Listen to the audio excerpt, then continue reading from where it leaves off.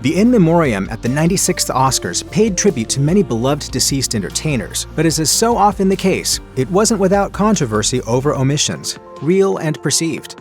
The Academy Awards have consistently featured an In Memoriam segment to honor the many professionals in the entertainment industry who have died over the previous year.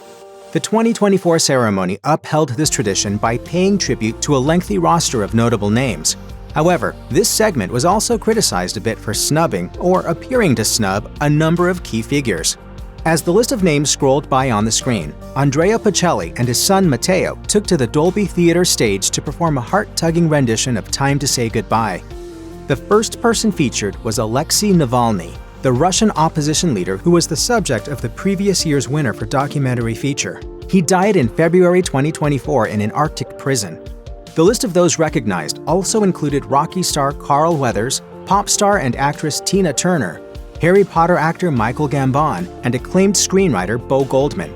Unsurprisingly, there were also some notable omissions that sparked discontent, though some names viewers thought were left out were included in a text-based list that quickly went by at the end of the segment.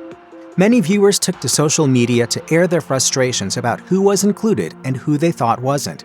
For example, Lance Reddick was a name many fans seemed to miss in the list at the end of the segment. Reddick was known for his roles as Cedric Daniels on HBO's The Wire and as Sharon in the John Wick franchise.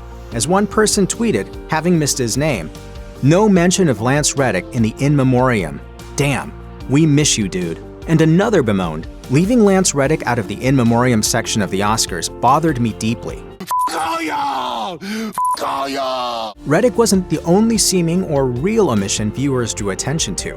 Another viewer noted Raquel Welch, Suzanne Summers, Bob Barker, Tony Bennett, Burt Bacharach, and so many others that should have been honored in this segment. We remember you always. Summers was included in the list at the end. Bacharach and Welch, who both died in February 2023, were both included in the 2023 Oscars In Memoriam segment. Barker and Bennett, who both died in summer 2023 and appeared in a few films, were omitted.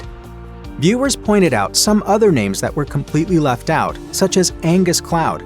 Some other names that were brought up as omissions, but that were included in the ending list, were Treat Williams, Burt Young, Ron Cephas Jones, Ray Stevenson, and Terrence Davies. The In Memoriam segment has been a tradition at the Oscars since 1994, and it's also seemingly become a tradition for the Academy to leave out notable names from the tribute. The Academy has never really revealed the reasons behind these omissions, despite being criticized by industry insiders and regular viewers alike. Ahead of the 2024 ceremony, The Washington Post reported that the Academy normally engages in a deliberation process to sift through submissions and determine who will be included in the segment. Since the In Memoriam is only a small part of the show, the producers likely have no choice but to exclude some names.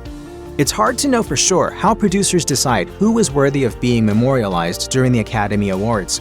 In 2024, some actors who are mostly remembered for their TV roles were included, like Andre Braugher of Homicide, Life on the Street, and Brooklyn Nine-Nine, as well as Matthew Perry of Friends. In contrast, though, trailblazing TV writer and producer Norman Lear was left out until the list at the end. Fans of the Oscars don't just express their disdain over who the In Memoriam leaves out, either. Some of them also take issue with how the tribute is presented. Over the past 30 years, the segment has evolved to typically be accompanied by live music performances. While the songs are likely meant to evoke emotion, they also end up earning the ire of some people who believe that they only detract from what should be the focus of the memorial. As one person vented, "Why do the Oscars feel the need to entertain us during their In Memoriam? I don't need to see dancers in silhouette, or the stage, or even singers. I just want to actually be able to see who we're supposedly memorializing." Another viewer felt similarly while declaring, "Fewer shots of the stage, please. More attention on the honorees."